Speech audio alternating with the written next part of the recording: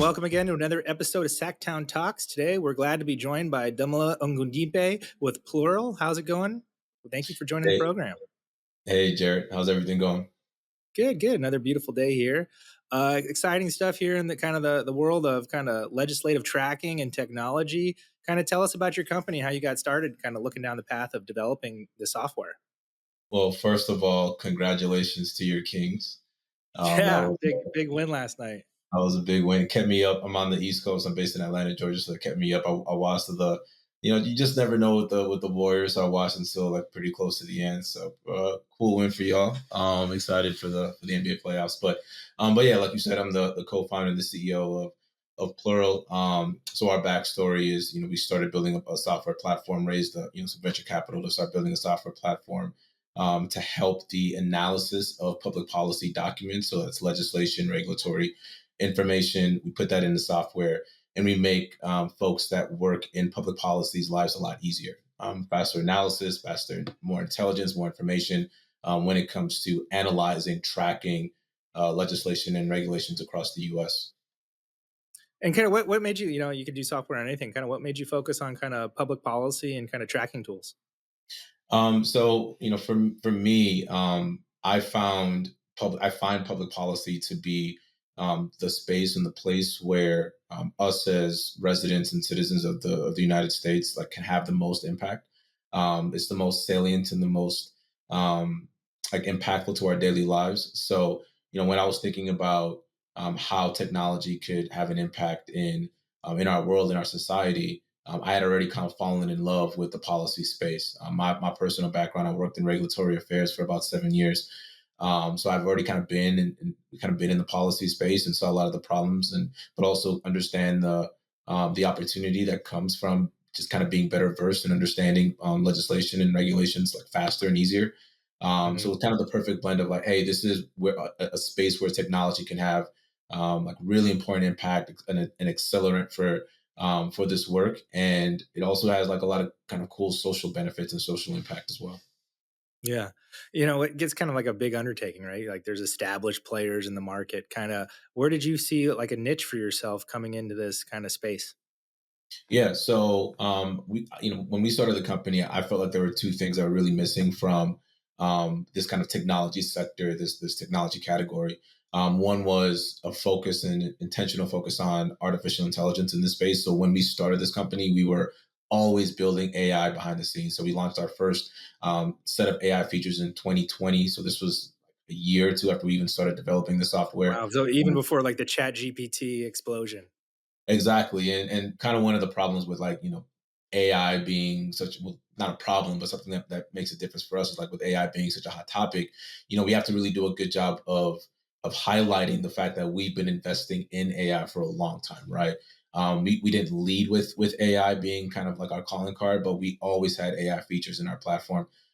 So like that was kind of one of the big things for us was like, hey, how can we leverage artificial intelligence? At the time, we were really experimenting with natural language processing. Now, generative AI and large language models have kind of taken the priority as the kind of the derivative AI that we're applying into our space.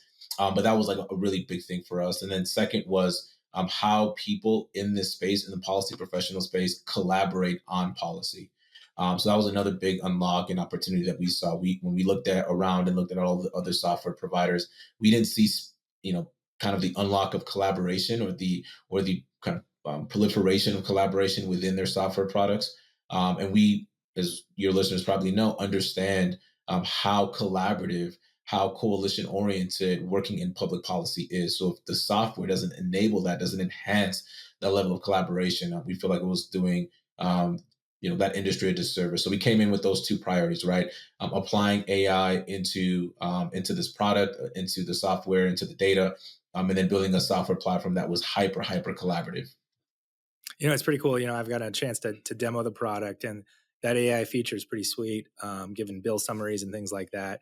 So that's something organically you guys developed. You're not backboning that with ChatGPT or something else. No, so we do leverage a few different kind of these foundational large language models, like building your own large language model in the kind of these big companies like Google, like Anthropic, like OpenAI isn't something that made a lot of sense. And, so we didn't, go out and build our own large language model. But what we have done, for what I can share, is kind of stitch together a few different large language models, really work on training legislative data on it. And then developing, our own custom AI features that are specifically hyper focused and targeted at understanding and analyzing public policy. And to your point, Jared, you saw that feature around kind of the 2 seconds. In 2 seconds, you can analyze and get a summary of a 60-page bill, which is really incredible. Yeah, no, it's pretty awesome. Like this is early stages of AI and kind of a lot of this technology. Kind of where do you see kind of AI taking, this in your platform in the next kind of 5 years? Yeah, I think that we're going to just kind of see more and more automation. One of the really exciting things about AI is, we're at a point where whatever you can kind of imagine and dream, there's a chance that you can build it. So we're starting to really get into the point of like just what what can't we do, right? And really focusing on like, all right, what do we want to stay away from? What kind of gives us the maybe the heebie-jeebies that we don't want to like actually like work on, and then what can we fully automate for this space. When we talk to our customers, we hear a lot like, hey, as a kind of a tongue-in-cheek joke, your software is going to replace our jobs, right? And folks are usually kidding about that, and I don't think that our software is going to replace a high level lobbyist or a high level policy professional or senior policy professional. But I do think that over the next couple of years, if we're being kind of like very frank, um, junior level positions, right, where you're just analyzing, you're just reading legislation. I think that'll be where we are, where we can automate away a lot of that work, right, a lot of that analyst or intern work.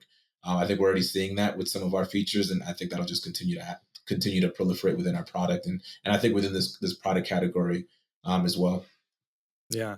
So, Plural, are you guys are 50 states, right? You guys cover the whole US? Yeah, we cover the whole U.S., all 50 states, D.C., Puerto Rico, federal Congress, and a few municipalities.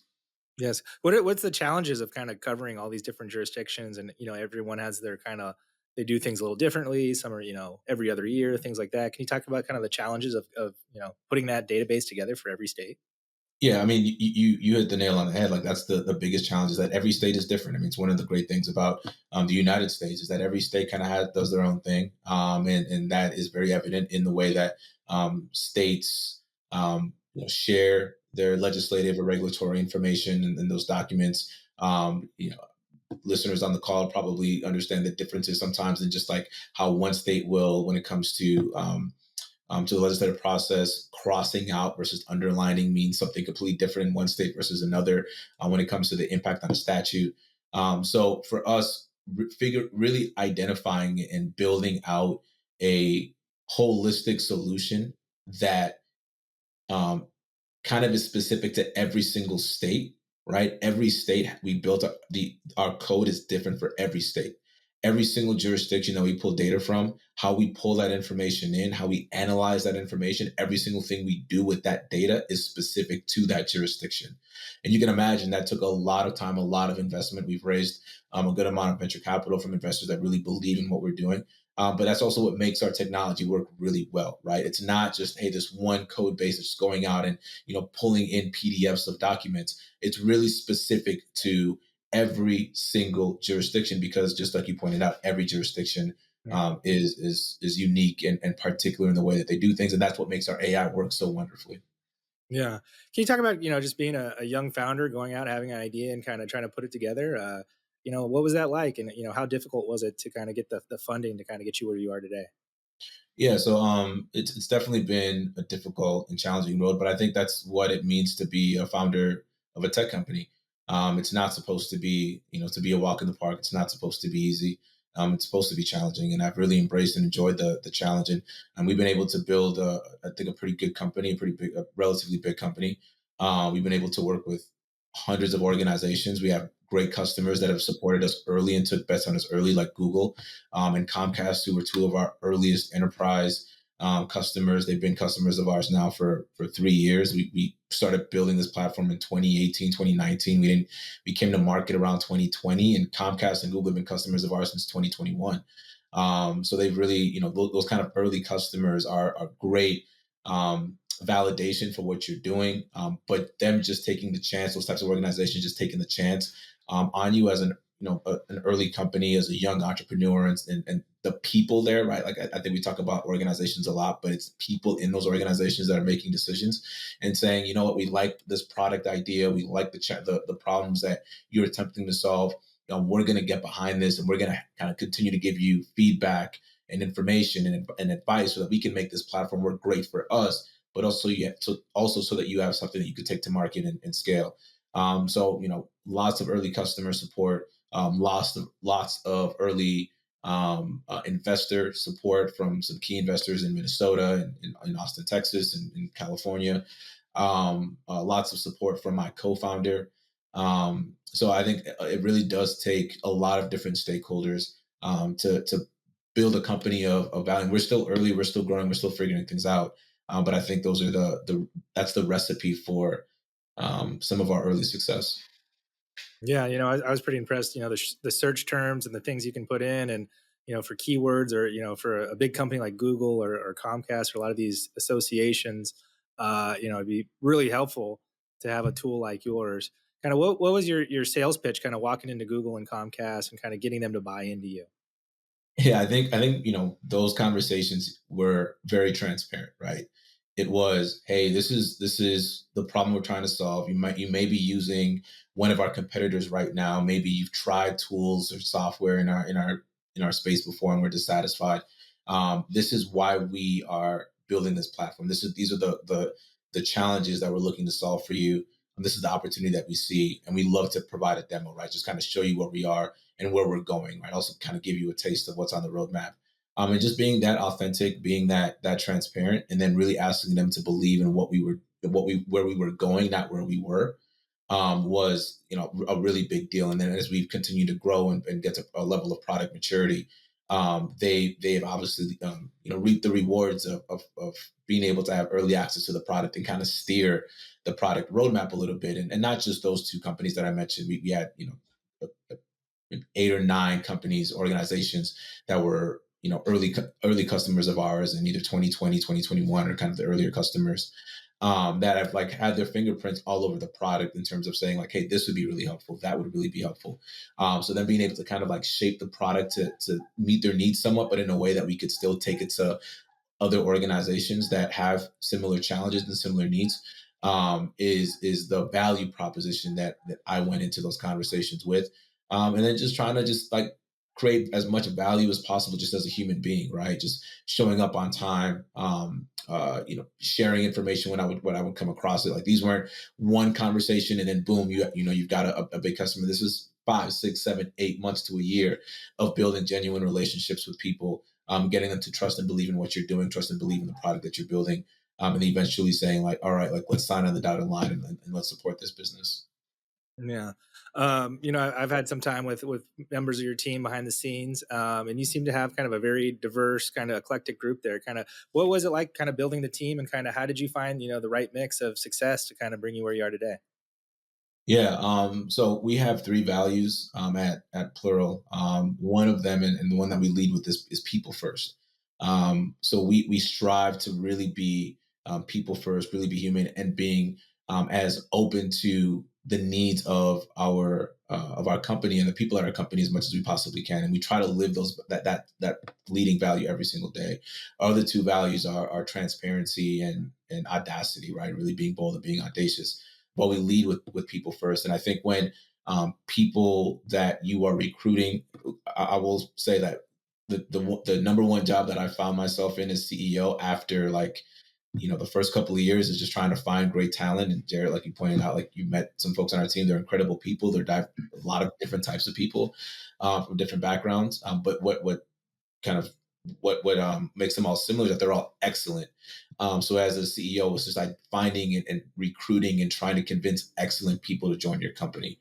And I think that by leading as being a people first organization, that people have really been receptive to that, and excellent people have come in and joined our company and made some incredible contributions. Yeah, it's pretty amazing. In what is it, 5, 5, 6 years? From starting the company, you're at this point. Kind of what's phase 2 for you guys now that you're out there? You're have your software. You're out there. What's the growth step now? Yeah. So our goal is just to continue to innovate. We are obsessed with product innovation. I think what a lot of companies oftentimes get wrong over time is that they take their foot off the gas when it comes to innovation, when it comes to product development and that type of thing. And for us, like we are first and foremost a company of innovators, right? Of audacious thinkers. So we want to just continue to push the envelope and continue to work and invest in software and innovation and data. And then second is just continuing to provide value to customers. Like we have a lot of different types of organizations that we work with, from big corporations to nonprofit advocacy groups to chambers of commerce, to higher ed institutions. So it's just been really interesting to see how different types of organizations leverage our software for the work that they do. And then after that, for us, it's international expansion, right? So I'm Nigerian American. So I was born in Nigeria. I was raised in Minnesota. I now live in Atlanta, Georgia. I spent a lot of time on the West Coast as well. So I lived in the Bay Area for about a year, and in Southern California for 5, 6 years. So I spent a lot of time just across the country, but also across the world. And one of our goals is to continue to build the database of policy information that we have, and to include legislative and regulatory information from emerging markets. So we already do this in Nigeria. So we already have a footprint in Nigeria where we have about half a dozen customers that leverage Plural Nigeria, where they're able to use our same AI features, use our same kind of workflow automation for public policy movement in Nigeria. And we're doing that in South Africa. Our goal is to continue to expand just across the world as much as we possibly can. Yeah, it's kind of amazing. I don't know, at least here in California, it always amazes me, especially when you're dealing with like courts or local city jurisdictions, is not everything is readily available online. Uh, I'm sure that's true nationwide, and especially when you're going international. Yeah. Kind of what is the struggle, with you think we're 2024, everything should be relatively available online, but a lot of times it's not. How do you get some of that hard to find data? I wish I could tell you, Jared. I'm gonna keep that one to myself. We do have a very kind of like unique way that for non digitally published information, that we get it. We find ways to get it, and every jurisdiction is different. But we do find um, we have ways of getting that information that I'll keep to myself. Yeah, Unfortunately, the secret audience. sauce there. Okay. Yes. Yeah, it's tough. I will tell you this: it's very, very difficult. It's not easy Yeah. getting Nigerian parliamentary like policy data, but we figured out ways to do that. Yeah, yeah, that's pretty cool. One thing I noticed, when I did the demo is, you can sign up for Plural for free, right? There's a free version, a non-paid version. Can you kind of talk about why you added that and why you think that's important?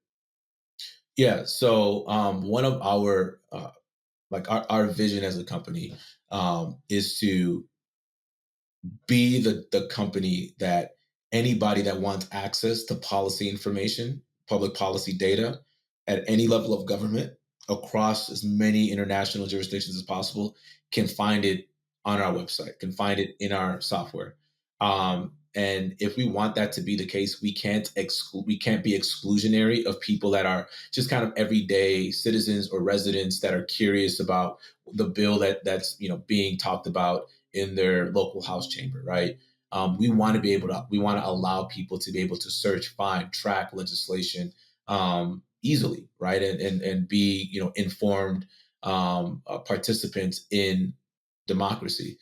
So knowing that that's kind of our North Star, it made so much sense to us to build a free version of our platform. And that free version of our platform is growing crazy. It's growing over 20% month over month. Tons of people are using it. And it's like you mentioned, it's completely free, and it gives folks the ability to search and find and track legislation across all 50 states and DC and Puerto Rico, federal Congress. It still has the same like really kind of workflow tools and features that our premium customers get, that are paying us a software subscription, and then we just add a lot of other features on the premium side that the Googles of the world, the common causes of the world that our customers would need, but maybe not the average everyday informed resident would want. We really wanted to make sure that we captured the needs of anybody that needs or wants or has a desire of knowing what's happening in their communities, in their state, in their jurisdiction from a public policy perspective. That's something that we care passionately about. And I think that the community has really appreciated that. Like we see people that, are curious about policy. They create a free account on pluralpolicy.com. Right. All of a sudden they're working for a nonprofit and they're like, hey, I was using this free tool. Now I'm at this nonprofit doing some comms work or something like that. Like I want to get the paid version, the premium version, right, for professional use. And then they take that to that organization and end up becoming paid Plural customers. So, I think it helps everybody, right? We're able to provide that value, but even folks that are using our the free version of our application, um, sometimes we'll share that with folks that want to use the paid version of our application, and that's great for us too. Yeah. One thing I noticed is like it's really simple. It's really and like you see the bill changes really clearly and succinctly, more than kind of your competitors. I always find it interesting in tech, like there's only one Google. There's a million search engines. There's only one Google. Yeah. And there's always like something that rises to the top, something that like sets it apart. Like we just saw it kind of with like Twitter and Mark Zuckerberg were fighting, right? And so he tried to create Threads. And for some odd Yeah. reason, it's the same thing, right? But Threads just isn't as good as X. And no one can determine that. Can you talk about like that in like tech? Like it's not easy to make something great, right? You know, so kind of what is the challenge and kind of, what is the secret to kind of making a great product that's going to last?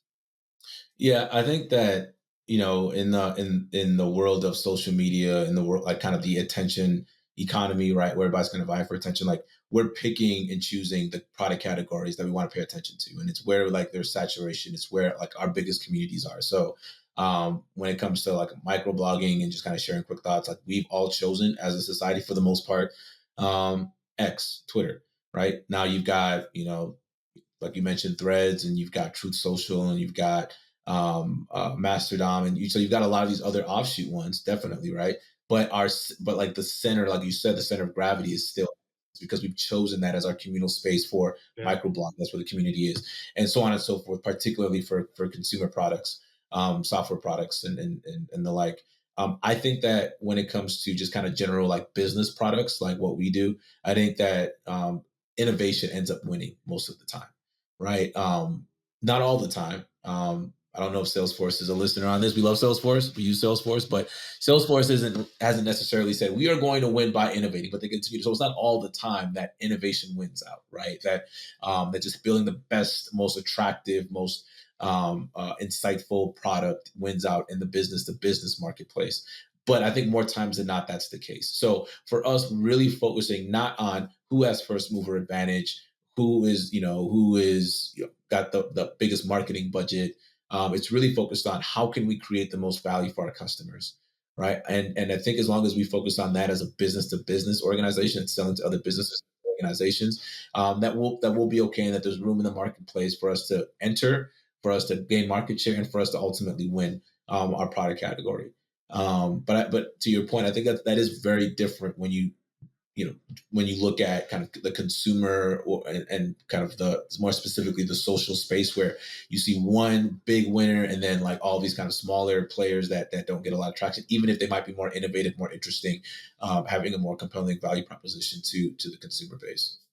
Yeah, kind of the one thing kind of catches me off guard is we're here in California, center of tech, center of all that stuff, but the majority of the tracking software here is stuff that was created probably like in 2000, 2001. The tech Yeah. really hasn't caught up with the change in times, and it's all like California focused. You don't see a lot of 50 state things coming here and there. Kind of is what opportunities did you see when you first started looking at this and all the other states and kind of the products that were out there? Yeah, I think that's exactly right. Right, where each state would have its own, maybe a little a cohort of tracking products that were, a little outdated, and and it would be specific to that state. And then when you would look at bigger companies that had all 50 state tracking and monitoring, it wasn't really built specifically for those. So things would be missing, right? The data Right. quality wasn't as good. So you had this problem of like maybe older outdated software when it came to like the core of like state software providers in the tracking legislative tracking space, and then not great data quality when it came to the national kind of providers of state tracking software across all 50 states. So for again to kind of go back to what I mentioned earlier, for us the opportunity we saw was that if you focus on each state individually, you can build a technology platform fast enough that works for every state, right? So I'll give you an example. When we started building our platform, we didn't build out Plural to serve all 50 states right away, right? We went state by state. We built a code Wow. base for each individual state. So we started with Minnesota, then we did Georgia, and then we took what we kind of learned from Minnesota and Georgia. We went to Texas. That was a little bit different. We found other states that had kind of a similar digital profile to Texas's legislative website. We did the same. We found that one and kind of like moved around the different states. So that's why it took us 2-3 years to even get to market, because we were going state by state, right? Doing things how we thought was the right way so we could build a national product, right? That could serve state specific needs. Over half of our customers only purchase Plural to track legislation and to analyze legislation in one state, right? So that I Interesting. think that really contributes to the narrative that like we do a great job of we've done a great job of building a platform that we could sell across the entire country, but does state tracking in a very excellent way. No, yeah. No, I immediately saw the value. If you're a VP or a president working for one of these corporations or nonprofits, and you're West Coast or national, this would be a big help to their organization. And to that, if some of our listeners want to find your product and get more information, kind of where can they look? Yeah, just check us out, pluralpolicy.com, pluralpolicy.com. You can find me on all of the social medias, I think, right? Social media platforms, Facebook, uh, X, Instagram, Damola underscore Ogundipe. So yeah, Damola underscore Ogundipe. And I really appreciate the time, but feel free to reach Awesome. out if Yeah, anybody needs anything and wants to learn more. we'll do. And who you picking in the next Kings game? Kings or Pelicans? Zion's out, so I might have to go with the Kings. I think Yeah, it might be the first time the Kings are able to beat the Pelicans in a while. So it's been a looks like struggle. look. I think they've lost five in a row. I think they said to the Pelicans. So I guess they've had Okay, the Kings number as of late, but it'll luck may be on their it'll be side this time. interesting because if you guys can get past New Orleans and it's a showdown with OKC, like I could see Sacramento winning Yeah, that young series. team. Yeah, Yeah, yeah, young and yeah, experienced be team. an It's exciting possible. playoffs. It's Wide open this possible. year. Other Well, side of the awesome. Thank bracket you. of Denver. Yeah. So at least you could get so far. Well, thank you so much for joining us. I appreciate the time. Excited about the product, and looking forward to seeing where you guys are going to go from here. Much appreciated. Great to connect. Take All right. care. Thank you. Bye.